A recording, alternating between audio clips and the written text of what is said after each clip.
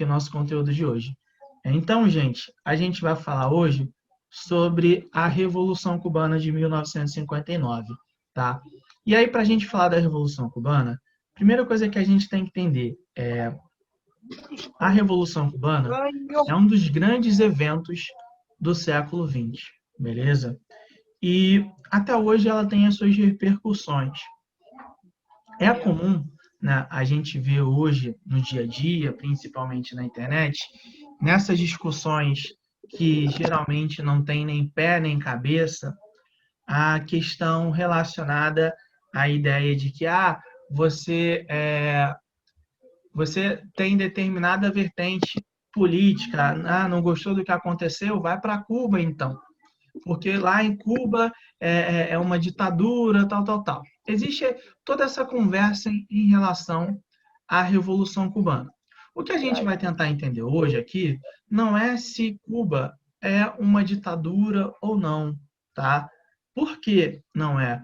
Porque eu acho que o caminho correto da gente fazer essa conversa sobre Cuba não é ficar preso nessas discussões que não levam a nada, mas a gente tentar entender o processo e, a partir da compreensão do processo, vocês conseguirem ter a noção de vocês se a Revolução Cubana ela gerou um regime, vamos colocar assim, benéfico, prejudicial, meio termo. Então, assim, a ideia é que a gente aborde o processo como um todo e, através dessa abordagem, vocês possam fazer a própria reflexão de vocês.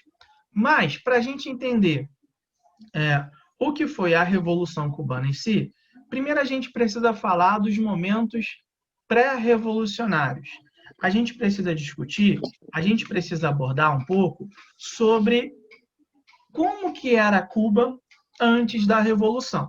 E aí vamos lá. Primeira coisa que a gente vai pensar em relação a Cuba, tá? Sobre o processo de independência. Por que sobre o processo de independência? Vamos lá. Cuba foi descoberta por Cristóvão Colombo, né, através da historiografia europeia. Então, assim, a história que se conta na Europa é de que a América ela foi descoberta no século XV. E aí Cuba foi descoberta em 1492 e desde aquele ano até 1898 eles sofreram com a colonização espanhola. Então foram colônia da Espanha. E aí, assim, como qualquer colônia na América, eles tiveram que lidar com toda aquela ideia marcada pela colônia de exploração. Lembra que eu já comentei com vocês em relação a isso? Eu acho que eu já comentei. Que é a ideia do leme: latifúndio, exportação, monocultura e escravidão. Essas eram as características de uma colônia de exploração. Então, se utilizava grandes fazendas com produção voltada na mão de obra escrava, você produzia um único produto e esse produto era voltado para exportação. Então, Cuba era uma colônia da Espanha e tinha que lidar com isso. Além do que tinha que lidar também com a questão do exclusivo colonial. Eu não gosto de chamar, eu acho que eu já comentei isso com vocês, que eu não gosto de chamar de pacto colonial. Por quê? Para a gente dizer que há um pacto, a gente tem que entender, antes de tudo, que os dois lados estão de acordo. Quando, na realidade, eles não estão de acordo, né? Foi algo que foi imposto pela Espanha às colônias. Então, a gente geralmente costuma chamar de exclusivo ou exclusivismo colonial, tá? Então, geralmente, a gente costuma colocar essas questões. Sendo que, no século XVIII, né, para o século XIX, a gente vai notar que a Europa ela vai passar pelo que a gente conhece como um período napoleônico. E o período de Napoleão Bonaparte no poder, ele foi amplamente marcado por um processo de expansão do território francês.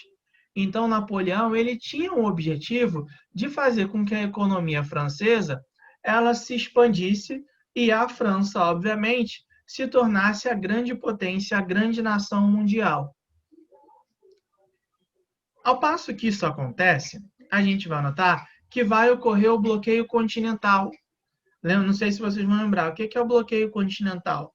O bloqueio continental foi quando França proíbe todos os países europeus de comercializarem com a Inglaterra. Se eles comercializassem, eles receberiam uma pena, vamos colocar assim, uma retaliação, de terem seus territórios invadidos pelos franceses. E aí, dentro desse processo, a gente lembra, ou espera que vocês lembrem, que Portugal resolveu manter os acordos econômicos que tinha com a Inglaterra. Por conta disso, eles sofreram a invasão napoleônica. Não à toa, a família real portuguesa veio para o Brasil e aí isso desencadeou o processo de independência. Sendo que a Espanha cortou relações com a Inglaterra e, mesmo assim, ela teve seu território invadido pelas tropas napoleônicas, sob a justificativa de que o exército napoleônico estaria na Espanha para dar um suporte à invasão em Portugal. O fato é que essa invasão na Espanha fez com que eles tirassem do poder o rei espanhol e, no lugar desse rei espanhol, colocaram o irmão do Napoleão, o José Bonaparte, que passou a reinar na Espanha. Durante o período do irmão do Napoleão governando a Espanha, a gente vai notar que as colônias espanholas na América, elas vão começar a buscar um processo de uma maior autonomia em relação à metrópole. Repara que não há um processo de independência efetivo ali. Há um processo de uma maior autonomia em relação à metrópole espanhola. Sendo que, em 1815, Napoleão Bonaparte ele sai do poder, ele perde totalmente na Batalha de Waterloo e é enviado lá, onde ele vai morrer no exílio dele. Quando o período napoleônico ele acaba efetivamente, a gente vai notar que os países europeus que conseguiram restaurar o poder, eles estavam buscando o controle novamente sobre os seus territórios. E nesse sentido, a gente vai notar que a Espanha tentou restaurar o seu poder. Sendo que qual foi o problema? A América Espanhola tinha passado por um grande período de autonomia, por um grande período de liberdade, e aí, quando a gente vai observar que os espanhóis tentam retomar esse controle, a galera da América não vai aceitar mais, porque eles passaram por um período de autonomia. Então, eles não querem voltar àquela estrutura que existia de dominação da metrópole sobre a colônia. Por isso, a gente começa a ver que se desenvolve em larga escala os processos de independência da América Espanhola. Exatamente, Daniel, mais ou menos isso. Né? Uma ideia de uma autonomia regional, né? Liderada principalmente pelo que a gente chama dos criollos, tá? que era a galera mais rica, né? da América Espanhola. Isso. Por que não uma autonomia continental? Porque não havia uma unidade entre as partes. Cada, né, região pensava em si. Né? É justamente isso aí, regido pela elite, a ideia dos caudilhos. Então a gente começa a notar que vem e começa a surgir em larga escala um sentimento, um desejo e um movimento de independência. E aí os processos de independência começam a surgir. No caso de Cuba, tá? O território cubano ele não vai se tornar independente inicialmente, mas a gente vai notar que vai começar a ocorrer um processo de aproximação entre Estados Unidos e Cuba. Então, os Estados Unidos, né, que está acima no mapa, está acima de Cuba, começa a se aproximar dos cubanos. Essa aproximação leva, por exemplo, ao fim do exclusivismo colonial. Em 1818, só para a gente ter uma noção, Cuba começa a vender em larga escala algodão para os Estados Unidos. Tá? Então, em 1818, acaba a ideia do exclusivismo colonial, tá? É oficialmente encerrada. E por quê? Cuba começa a negociar com os Estados Unidos. Sendo que essa aproximação entre Cuba e Estados Unidos, ela começa a se intensificar cada vez mais, ao passo que a gente vai observar que em meados do século XIX, vamos colocar 1800, entre 1840 e 1860, vamos botar dessa maneira, Cuba chega a ter 60% das suas exportações para os Estados Unidos. Então, 60% das exportações cubanas eram para os Estados Unidos.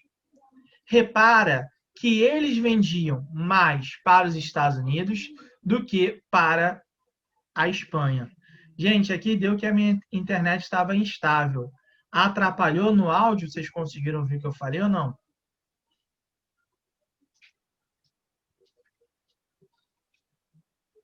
Travou uma parte? Então vou repetir.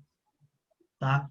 Então, em 1818, teve o que eu coloquei para vocês, né, da venda do algodão, e entre 1840 e 1860, eu estou colocando na metade do século XIX, a gente vai notar que essas relações econômicas elas se intensificaram a um ponto, tá, que 60% das exportações cubanas eram para os Estados Unidos, tá? Então, assim, 60% de tudo que eles produziam ia diretamente para os Estados Unidos, vendendo, obviamente. Então, a gente está notando que a maior parte da produção ia para os Estados Unidos e não para a Espanha, que era a metrópole deles. Então, a gente observa que há uma aproximação muito grande. Podemos colocar que esse desenvolvimento econômico inicial por parte de Cuba é fruto dessas relações com os Estados Unidos. Só que um ponto que a gente tem que entender, tem que ter na nossa mente, que desde o início do século XIX, os Estados Unidos eles tinham uma prática, ele tinha uma política de aproximação com os países com os países não, perdão, com as regiões da América, com as colônias da América.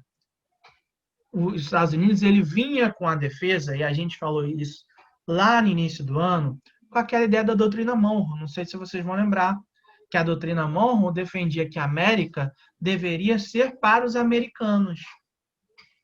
E, se necessário, eles iriam colocar em prática aquela ideia da política do Big Chic, a política do grande porrete. Sendo que essa ideia de América para os americanos era, beleza, América para os americanos. Mas quem são esses americanos? Só eu. Só eu. Então, eu quero retirar o controle da economia dos países europeus e eu estou defendendo que quem controle, né, esses países europeus seja eu. Então, os Estados Unidos ele vem com esse projeto de imperialismo em relação ao continente americano. E, dentro desse processo, Cuba era uma área estratégica para eles. Cuba era extremamente importante, porque, a partir do controle econômico de Cuba, eles entendiam que eles poderiam expandir os seus domínios para toda aquela região ali do Caribe. Tá? Então, eles começam a defender a ideia de que, através do controle econômico de Cuba, eles conseguiriam expandir seus domínios e conseguiriam controlar toda aquela região. Até aqui, gente, tá tranquilo ou não? Alguma dúvida? Podemos seguir? Deu para entender mesmo?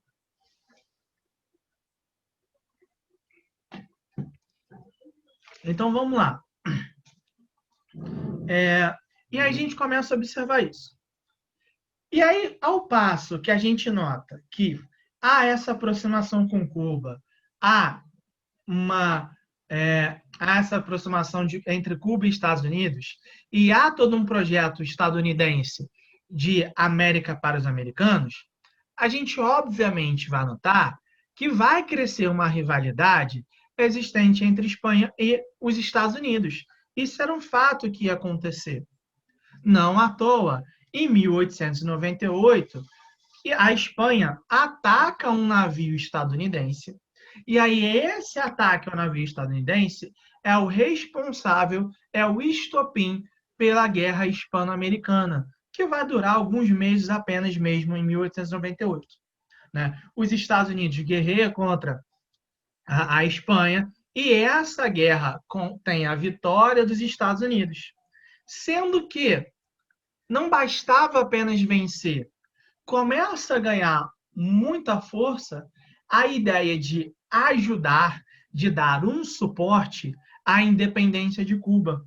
Através da guerra, a gente nota que surge um movimento em Cuba no qual eles vão buscar se desvencilhar da dominação colonial da Espanha. E aí, para isso, eles vão lá e recebem o apoio dos Estados Unidos. Os Estados Unidos vêm, dão um suporte aos cubanos e eles conseguem se tornar independentes também no ano de 1898, alguns meses depois do fim da guerra. Só que aí está a grande questão. Esse apoio estadunidense, ele não vem de graça. Não vem através da ideia que a gente possa imaginar de que a América é para os americanos.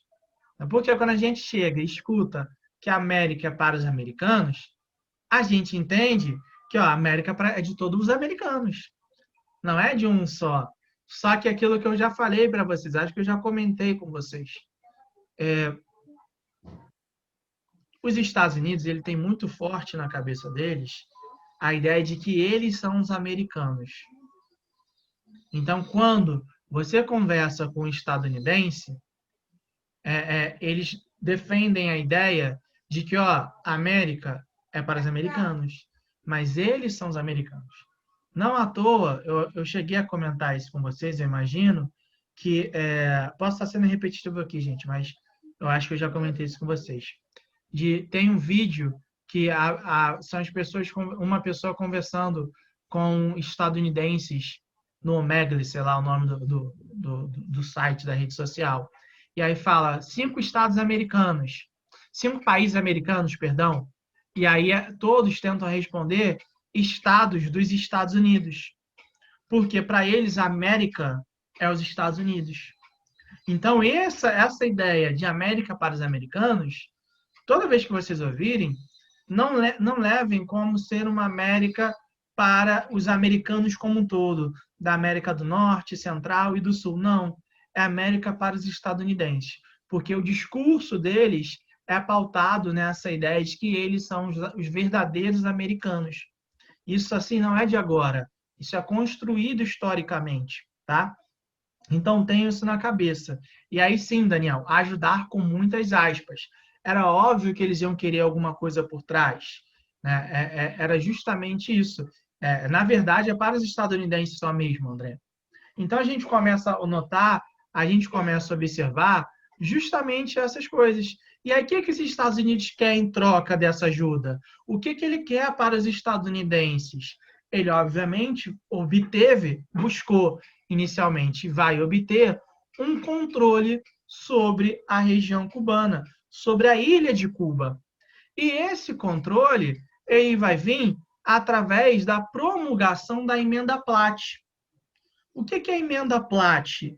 Era uma lei, tá? Que, inclusive, estava na Constituição de Cuba. Isso entrou na Constituição de Cuba.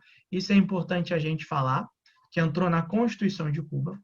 E, segundo a lei, era nada mais, nada menos, permitia que os Estados Unidos intervisse em Cuba. Então, qualquer coisa que viesse a acontecer, os Estados Unidos ele poderia intervir em Cuba, poderia intervir na política de Cuba, poderia mandar o seu exército para resolver algum problema em Cuba. O que a gente observa, então, é que Cuba sai da situação de colônia da Espanha, e aí, como o Daniel já colocou aqui no chat, entra numa situação semelhante, análoga, vamos colocar assim, se tratando dos Estados Unidos. Porque Cuba, basicamente, se torna uma colônia dos Estados Unidos. O que a gente começa a observar mais ou menos essa ideia. Cuba, na realidade, vai se tornar um protetorado. O que significa ser um protetorado, gente? Significa que existe um governo local, sendo que esse governo local ele é influenciado por um governo de fora. No caso, era o governo dos Estados Unidos, que interferia diretamente quando era necessário, quando ele julgava ser necessário, isso é importante a gente falar, na política cubana. Então, a partir desse ano, 1898, Cuba se torna independente da Espanha, mas entra numa situação de uma dominação em relação aos Estados Unidos. E aí, o que a gente vai notar? Que após a sua independência, Cuba vai ter uma subordinação ao capital estadunidense. Se a gente parar para pegar os dados em relação à economia de Cuba, a gente vai notar que quem tinha, né, a maior parcela de empresas dentro de Cuba eram empresas estadunidenses. Então, assim, a gente observa um controle muito grande de Cuba, dos Estados Unidos em relação a Cuba. Além dessas empresas, a gente nota que havia, né, uma série de latifúndios estadunidenses. Então, a produção agrícola era basicamente feita pelos Estados Unidos. Consequentemente, o que a gente notava? Que toda a produção agrícola ela era vendida, a maior parte, vamos colocar assim, para os Estados Unidos e vendida com preço baixíssimo. Consequentemente, o que isso vai gerar para Cuba? Uma situação de uma crise econômica e social, né? Como? E aí, isso é bem... Gente, isso é muito importante da gente pensar. Porque, primeiro, vamos lá. Cuba sempre foi, tá? Até esse momento que a gente está colocando ali, Cuba sempre foi um país agrário, tá? Então, basicamente, Cuba é um país agrário. Quando começam a surgir indústrias em Cuba, essas indústrias eram indústrias estadunidenses.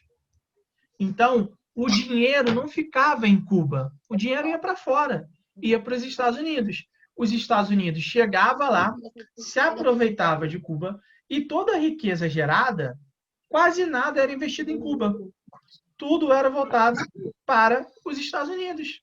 Na Cuba, as empresas estadunidenses só investiam ali o que era necessário para elas conseguirem lucrar. Ao mesmo tempo em que essas empresas começam a surgir, no campo, a gente vai notar que vai começar a crescer em larga escala o número de latifúndios. Já era grande, sendo que os latifúndios, as grandes propriedades, eram de controle dos Estados Unidos. Então, a gente nota que os trabalhadores, os camponeses, né, vamos dizer assim, a população rural cubana, ela não tinha o controle sobre as terras. O controle estava nas mãos, mais uma vez, dos Estados Unidos. E aí, o que a gente nota, então? Que toda essa situação leva a uma crise econômica e social. Né? Falta de emprego, consequentemente, com a falta de emprego, a gente vai notar, e aí não só com a falta de emprego, mas falta de emprego, péssimas condições de vida, falta de alimento, tudo gerado, né? O conjunto das consequências geradas pela exploração dos Estados Unidos em relação a Cuba vai levar a um cenário de violência muito forte. Tá? Vai levar a um cenário de violência muito forte. E aí, esse cenário de violência muito forte vai se intensificar aqui, ó, na crise de 1929. Por quê? Cuba já vinha passando por uma situação extremamente complicada, e aí chega 1929 e tem a crise que a gente já colocou, né? A quebra da Bolsa de Nova York, uma crise de superprodução associada há uma crise de subconsumo, né? Então, a gente começa a notar que essas consequências começam, né, que esses eventos começam a acontecer. E como que Cuba é afetado pela crise de 29?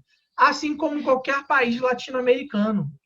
Porque os países da América Latina tinham uma dependência em relação a Cuba muito grande, em relação aos Estados Unidos muito grande. Cuba, então, nem se fala. Nem se fala. Por quê? Quem controlava? Aqui, ó, a economia cubana? Os Estados Unidos. Então, a gente começa a notar justamente esses fatos acontecendo.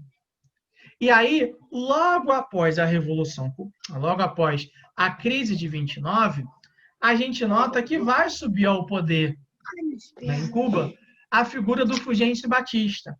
Eu estou dizendo logo após, mas foi mais ou menos 10 anos, porque ele foi eleito para ser presidente cubano em 1940. E aí ele governou Cuba entre 1940 e 1944. Durante esse período no qual ele estava no poder, a gente vai notar que houve isso daqui, ó, uma intensificação da exploração. Nesses 4 anos que o Fulgêncio Batista comandou Cuba, ele enriqueceu. Ele enriqueceu ao passo que a sociedade cubana ela ficava cada vez mais pobre. E aí, em 44, ele sai do governo, e aí ele vai voltar, e aí, ele sai do governo, vai morar nos Estados Unidos, e no início dos anos 50, ele retorna para Cuba, e aí vai lá e faz, e dá um golpe. Ele dá um golpe, ele dá um golpe no governo cubano da época. Beleza até aqui? Tranquilo ou não, gente? Essa parte.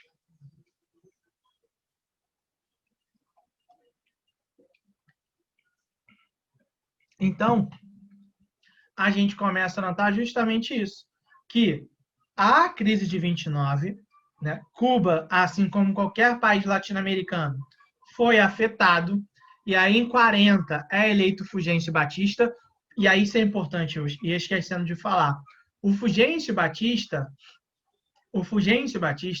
ele faz toda uma campanha eleitoral e consegue ser eleito em 1940 pelo fato de que ele consegue toda uma articulação fraudulenta. Então, ele faz promessas ao povo, ele faz trocas. Ó, vota em mim que eu vou te dar isso daqui. Então, ele consegue comprar o voto da população. Algo semelhante que acontecia no Brasil na República Oligárquica, tá? Sendo que na República Oligárquica era mediante a ameaça mesmo. Era algo mais claro. Então, o Fulgêncio Batista, ele consegue ser eleito dessa forma. Posso repetir sim, Daniel. Ele é eleito e aí governa Cuba entre 1940 e 1944. Durante esses 4 anos de mandato, a gente vai notar que ele vai fazer um regime, ele vai fazer um governo de intensa exploração com a população cubana. Tá? E aí, essa exploração vai fazer com que ele enriqueça, tá? E a população cubana ela fique cada vez mais explorada ao longo do seu governo. E aí, após acabar o governo, ele vai para os Estados Unidos. Ele passa a morar nos Estados Unidos. E só volta para Cuba no início dos anos 50, quando ele dá um golpe de Estado, tá? Ele toma o poder e inicia a sua fase ditatorial. No ano, deixa eu até ver aqui a data que eu botei, 1952, tá? Em 1952, ele começa o seu regime ditatorial em Cuba. Assim como qualquer outro regime ditatorial, a gente vai notar que ele vai ser marcado por repressão e por espionagem. Né? Isso faz parte de regimes ditatoriais. Repressão, censura e espionagem.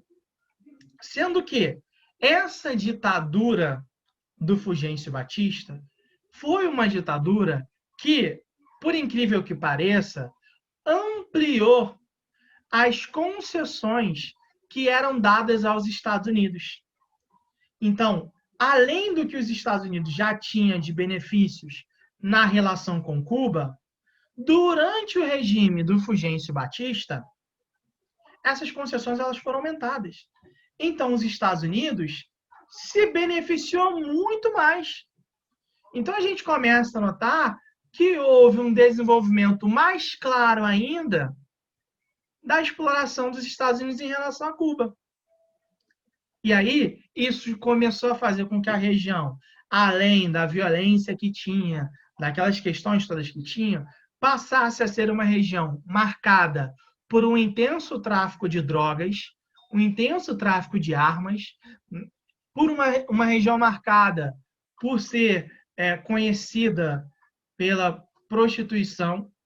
Então, a gente começa a observar que toda essa situação exploratória em Cuba, e aí desde o início do processo de colonização, fez com que nos anos 50, Cuba se tornasse uma região marcada por gravíssimos problemas sociais.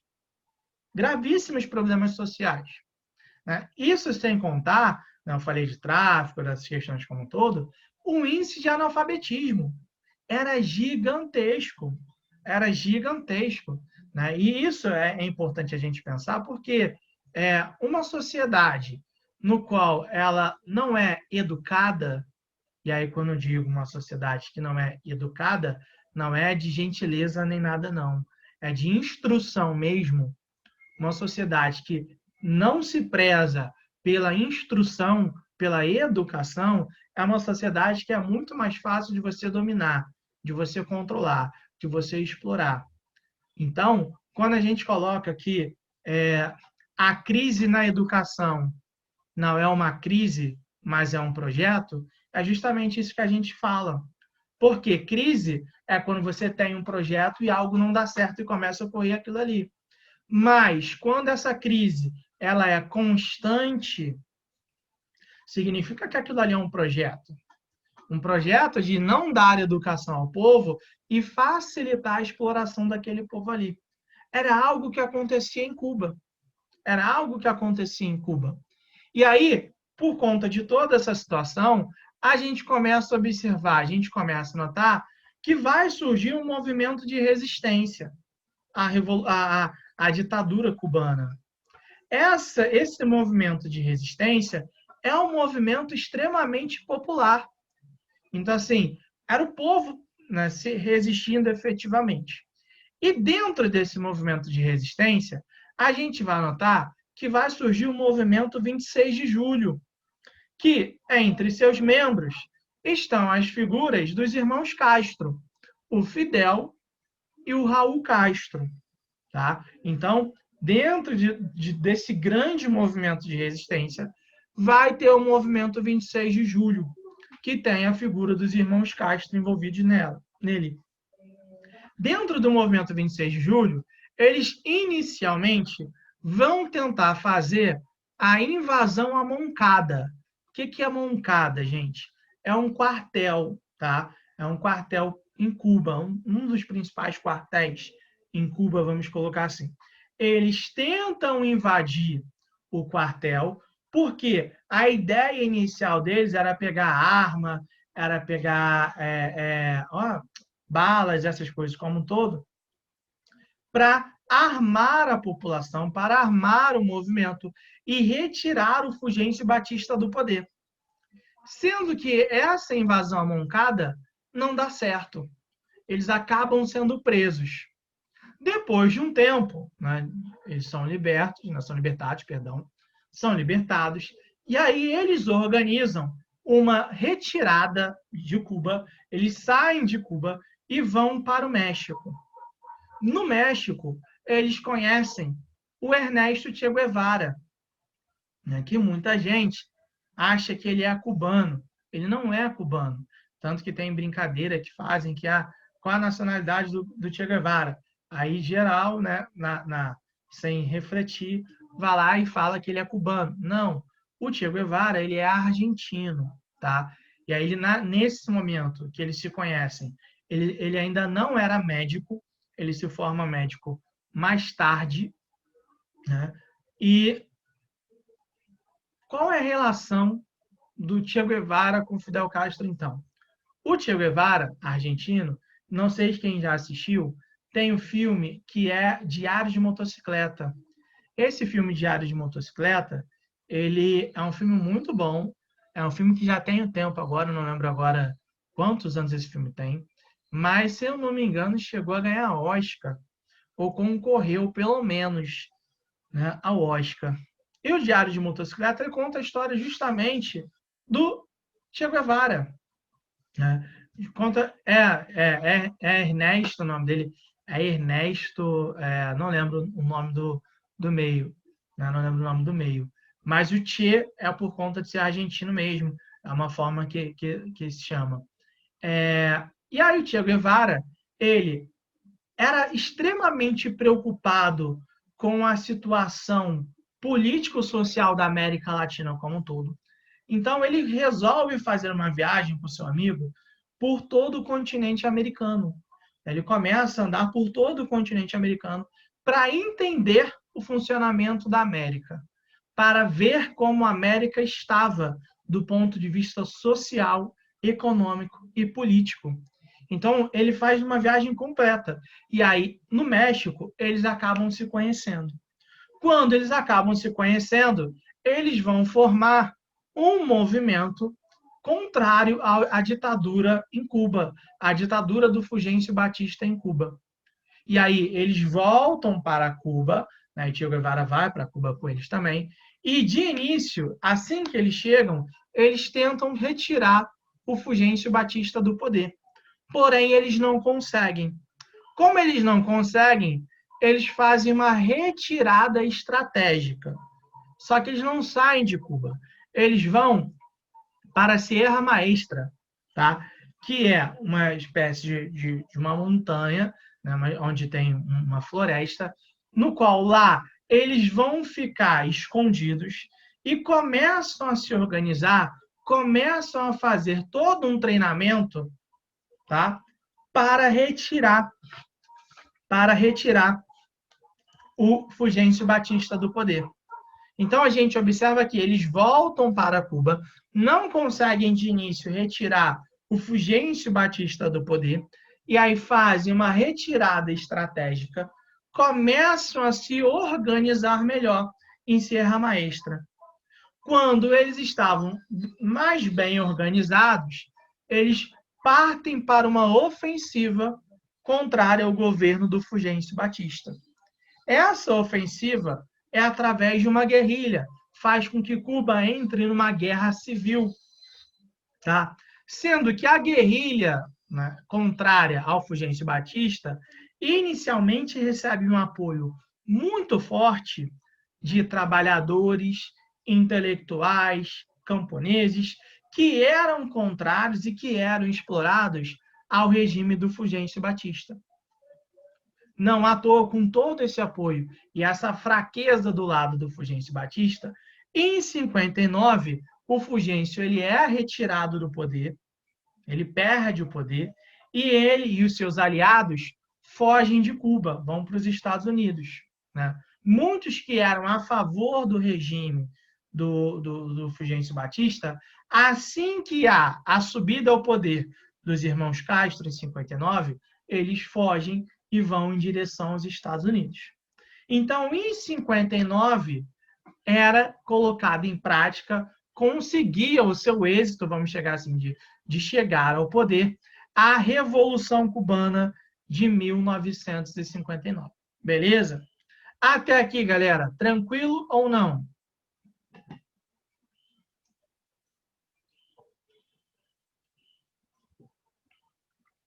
E aí, vamos lá. E aqui que a gente observa. Ocorreu a Revolução Cubana. Assim que os Castro chegam ao poder, primeira situação que eles encontram é, obviamente, de problemas sociais. E esses problemas sociais são tudo aquilo que a gente já comentou.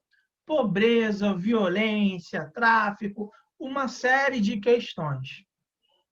E todos esses problemas estavam ligados, obviamente, ao quê? Que eu já tinha colocado para vocês a dominação econômica dos Estados Unidos em Cuba. Então, o grande problema era a dominação econômica que Cuba sofria por parte dos Estados Unidos, que gerava como uma série de consequências toda aquela situação. E aí, qual foi a solução inicial encontrada pelos irmãos Castro? A ideia do nacionalismo cubano. Através desse nacionalismo, repara, o que eles começam a fazer? Nacionalizar a economia.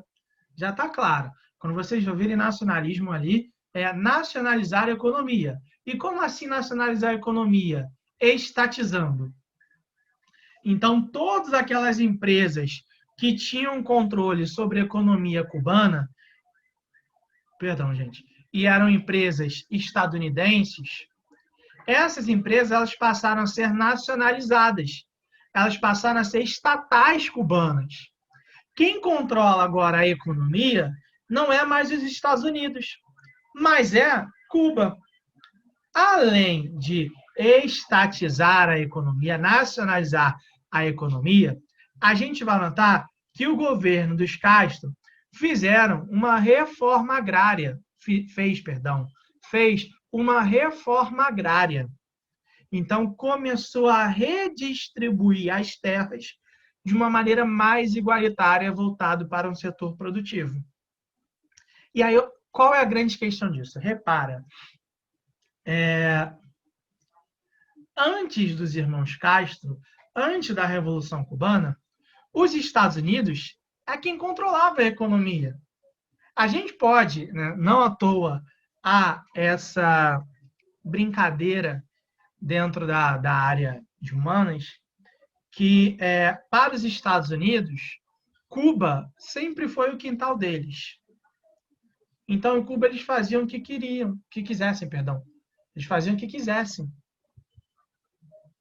E aí, quando chega a Revolução Cubana, tudo aquilo que eles queriam fazer, eles não faziam mais. Por quê? Nacionalizou a economia, fez a reforma agrária. Então, Cuba, naquele momento, deixou de ser o quintal dos Estados Unidos. Os Estados Unidos não podiam fazer mais o que bem desse na telha deles. Agora, havia um governo ali que estava indo contrário aos interesses dos Estados Unidos. Logicamente, gente, os Estados Unidos iam aceitar aquilo ali? Não, não ia aceitar. Então, o que a gente começa a observar? Que os Estados Unidos organiza um bloqueio econômico. Ele proíbe todos os países da América de comercializarem com Cuba. E aí, repara, gente, qual é a ideia desse bloqueio econômico? É sufocar, tá? O que tem os irmãos Castro? Qual é a ideia dos Estados Unidos? Sufocar a economia cubana. Ou seja, impedir que produtos de outras regiões entrassem ali. Ainda mais que Cuba era um país predominantemente agrário. Não, o Raul e o Fidel. Sei desses aí, os humoristas, não é isso? Então, a ideia que a gente começa a observar é de que os Estados Unidos eles começam a fazer justamente isso. Fazem um bloqueio econômico, é mais ou menos isso daí. Semelhante a ideia, semelhante.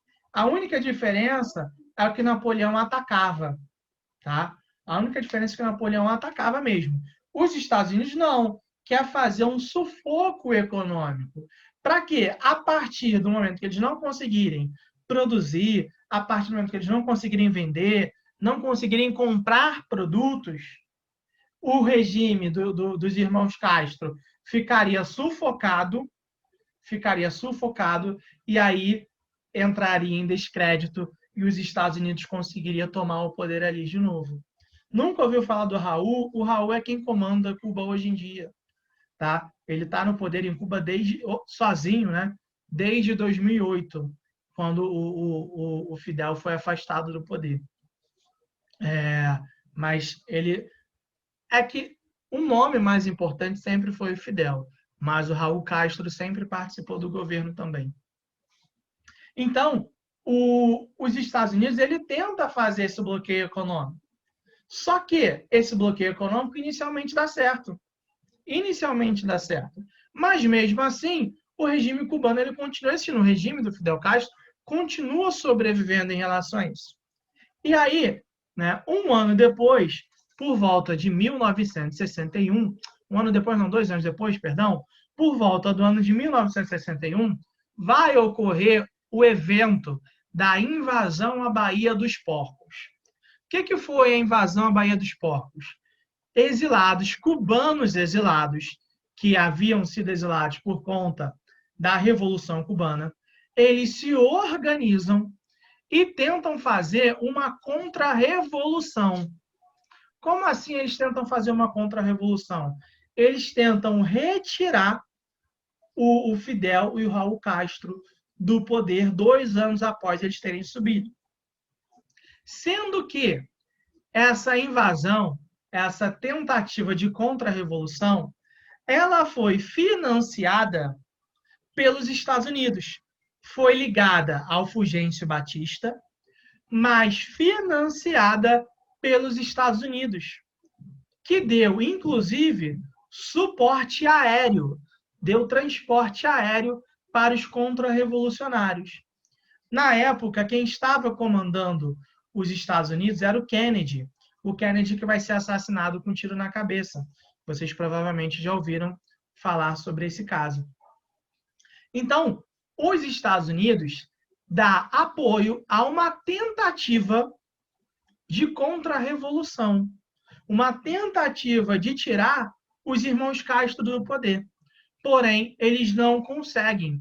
É uma missão extremamente fracassada. Como eles não conseguem retirar os Castro do poder, o que eles organizam? Eles, por volta entre 61 a 62, eles expulsam, fazem uma articulação para expulsar Cuba da OEA. O que é a OEA? Organização dos Estados Americanos. Então, a gente começa a observar que após a tentativa fracassada da invasão à Baía dos Porcos, Cuba é expulsa da OEA. E aí, o que isso significa, ser expulsa da Organização dos Estados Americanos? Que Cuba estava isolada na América como um todo. Porque ninguém ia bater de frente com os Estados Unidos. Ninguém ia bater de frente. Então, assim, os países, digamos assim, começam a cortar relações com Cuba. Começam a cortar relações com Cuba. E eles vão ficando isolados. Não à toa, o que a gente vai observar? Provavelmente vocês já estudaram, ou vão estudar ainda, o governo do Jânio Quadros com o Renan. Vocês já estudaram ou não?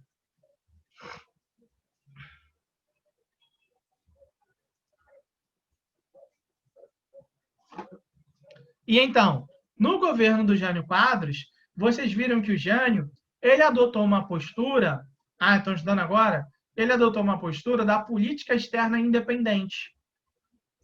O que era essa política externa independente? Ele vai negociar com os dois lados. Né? Se for importante para o Brasil ter o trigo da União Soviética, um exemplo, tá, gente? Vai ter. Mas se é importante ter dos Estados Unidos, vai ter. Ele adota uma política de não se alinharem os dois lados. E isso vai trazer prejuízos ao governo dele. Não à toa, o governo do Jânio Quadros dura aí 8 a 9 meses, 7 meses, se eu não me engano. Dura pouquíssimo tempo. E durante esse tempo que ele estava no poder, no governo, ele vai condecorar o Che Guevara com uma das medalhas mais importantes, com a Cruzeiro do Sul. Então, começa, né, observa só, que o Jânio Quadros, em alguns locais, começa a ser chamado de comunista, Porque ele resolve negociar com os dois lados. Ele resolve ter aproximação com os dois lados. Num contexto que os Estados Unidos ele estava indo de forma totalmente contrária a Cuba. Então, a partir do momento em que Cuba... o governo do Jânio Quadros foi horroroso. Né? Eu costumo brincar que foi horrorível. Né? Foi tão ruim que misturou horroroso com horrível. Então, a gente observa que Cuba foi expulsa da OEA, não podia mais ter relações com os países americanos por uma imposição dos Estados Unidos. E, por conta disso, a gente vai observar que eles vão começar a se aproximar da União Soviética. Eles começam a se aproximar da União Soviética. Não havia uma aproximação desde o início. Eles começam a se aproximar ao ponto que eles são excluídos da OEA. Então, começa a ocorrer uma aproximação. E aí, o que a gente vai notar? A Revolução Cubana faz com que os Estados Unidos comece a temer, né, começasse a ter medo de que novas revoluções cubanas acontecessem na América. Então, o que a gente começa a observar? Que a partir da década de 60, os Estados Unidos ele começa a apoiar e a incentivar diversos golpes de Estado na América.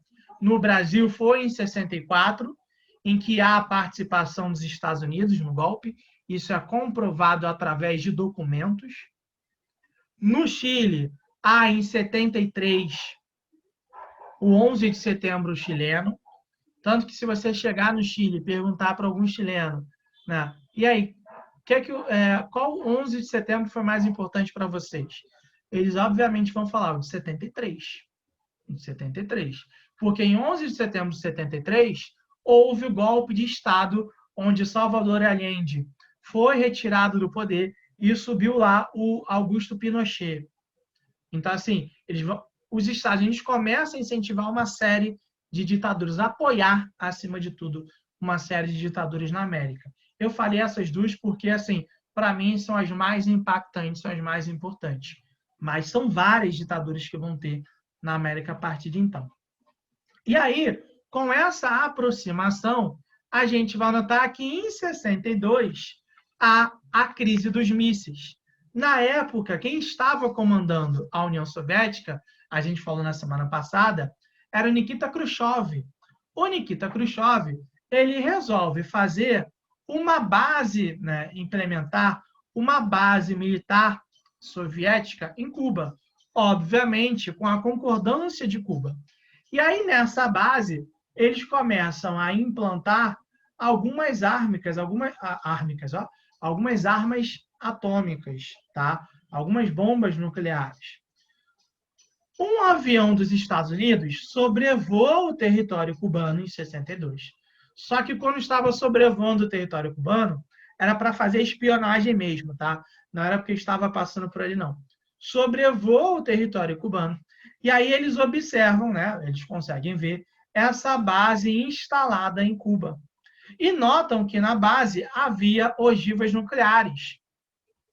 E aí isso gera um problema, porque os dois lados começam num aumento das tensões. Né? Digamos assim, mísseis apontados para os dois lados. E aí, entre o dia 16 a 29 de outubro de 62, o mundo talvez, assim, foi o momento mais próximo de uma guerra nuclear que a gente teve. As tensões eram gigantescas e começaram a ocorrer uma série de negociações para abaixar essas tensões entre os dois lados e evitar que um conflito nuclear viesse a ocorrer. E aí conseguiram fazer essas negociações de paz e foi justamente, né, a crise dos mísseis que teve uma participação extremamente importante para o Khrushchev sair do poder lá na União Soviética. O Khrushchev sai em 64 e aí entra o Brezhnev, como a gente já tinha comentado na aula passada. Então, essa crise dos mísseis foi o momento onde houve um aumento das tensões entre os dois lados. Assim que essa crise encerra, a gente começa a notar que os Estados Unidos entende que não iria ter, né, não ia ter com uma facilidade, né, não iria adiantar tomar essas medidas contra Cuba, que não ia conseguir. E aí, a partir de então, a gente observa que a forma encontrada pelos Estados Unidos é através do bloqueio econômico. Então, desde então, os Estados Unidos ele não tem uma relação benéfica com Cuba e aposta no sufocamento econômico de Cuba. A grande questão é essa. Os Estados Unidos apoia o sufocamento de Cuba, do ponto de vista econômico, para fazer com que eles voltassem a ter um controle daquela região ali.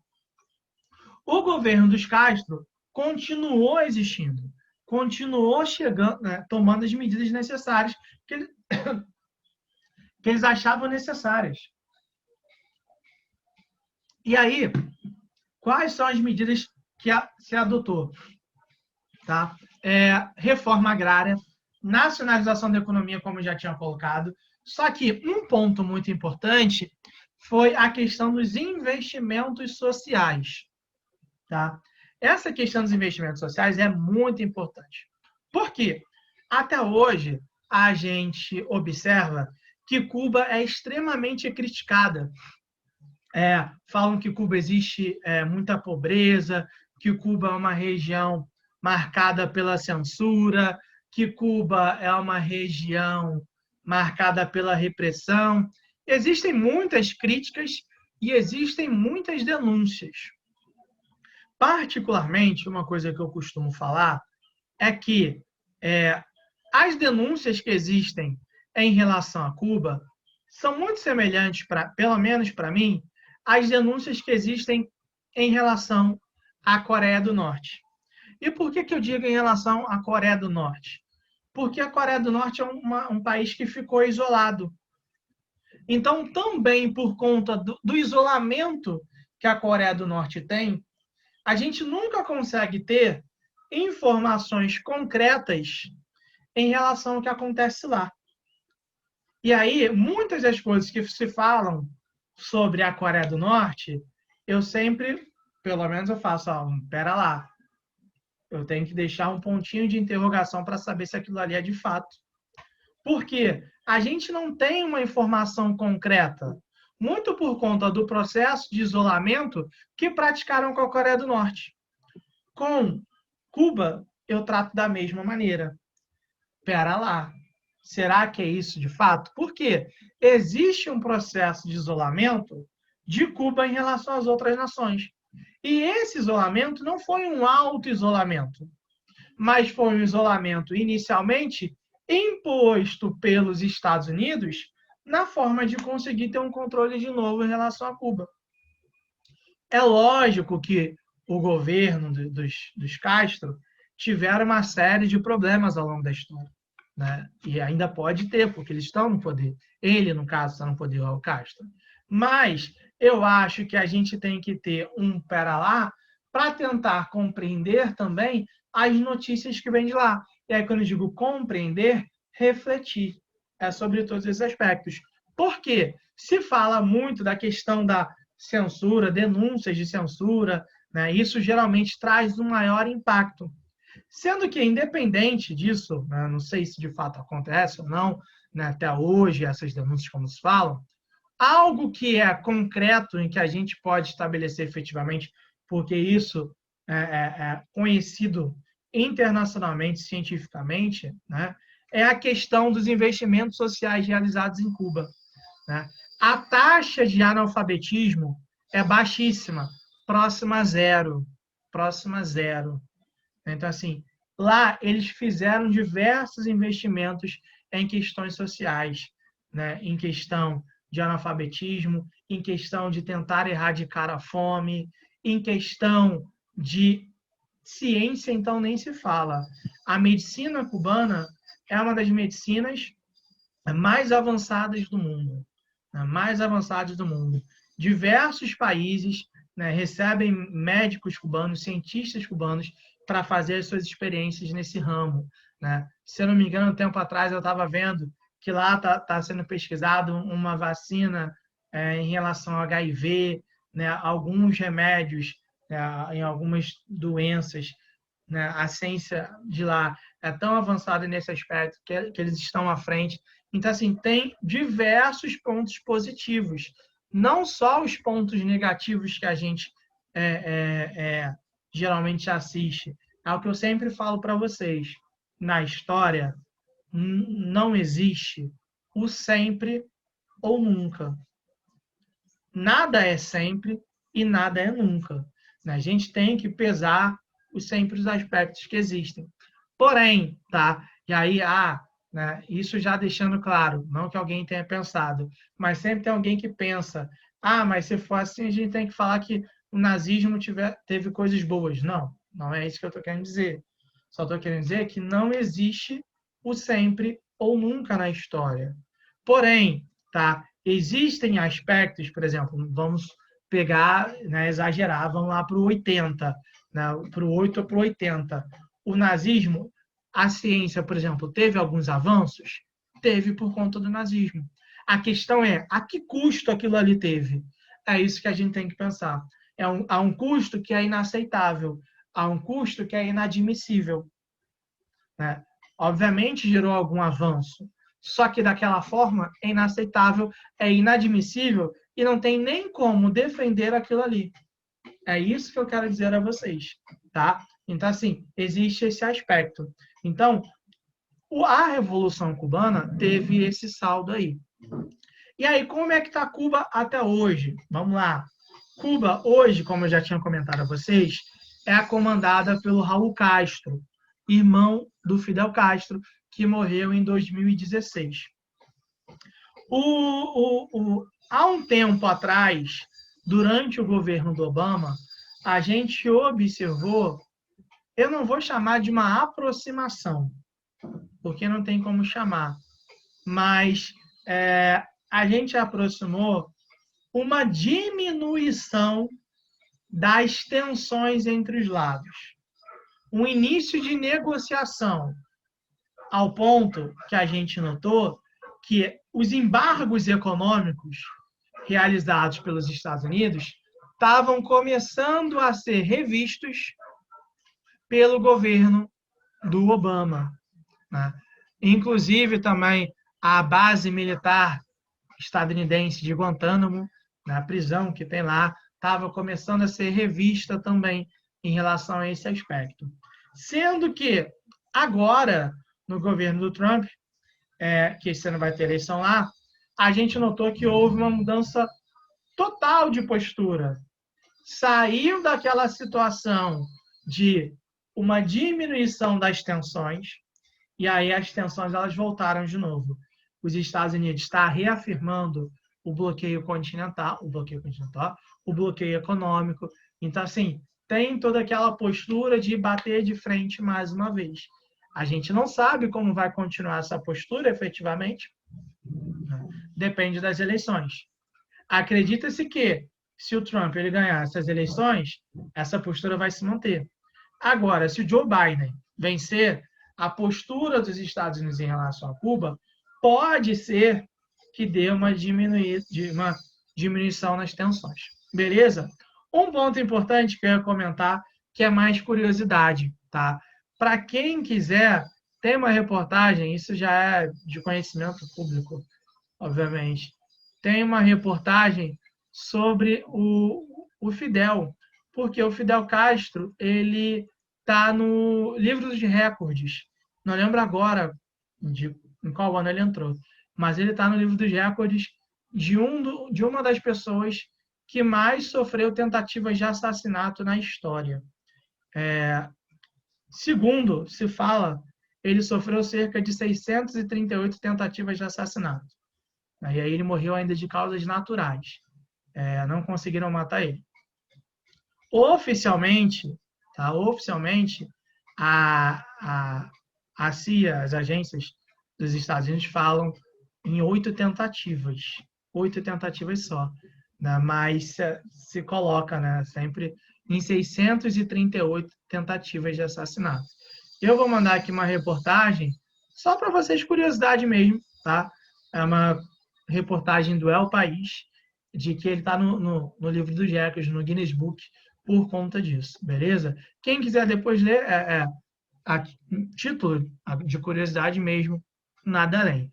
Tá, gente? Então é isso. Deu para entender o que a gente trabalhou aqui ou não, galera? Alguma dúvida?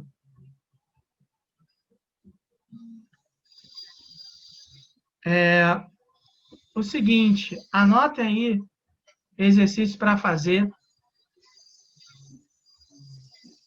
e semana que vem a gente corrige. Conceituais. Conceituais 3, 4 e 5.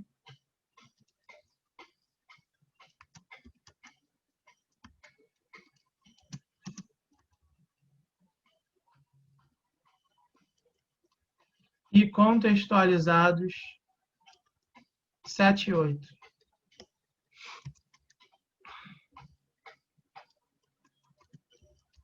Semana que vem a gente vai corrigir.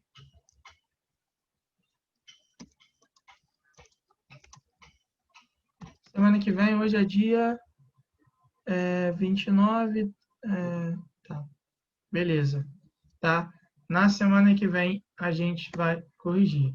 Conceituais 3, 4 e 5 e contextualizados 7 e 8. Por favor, todos que estão aí, coloquem o nome de vocês. Só um nome e um sobrenome no chat aí, por favor.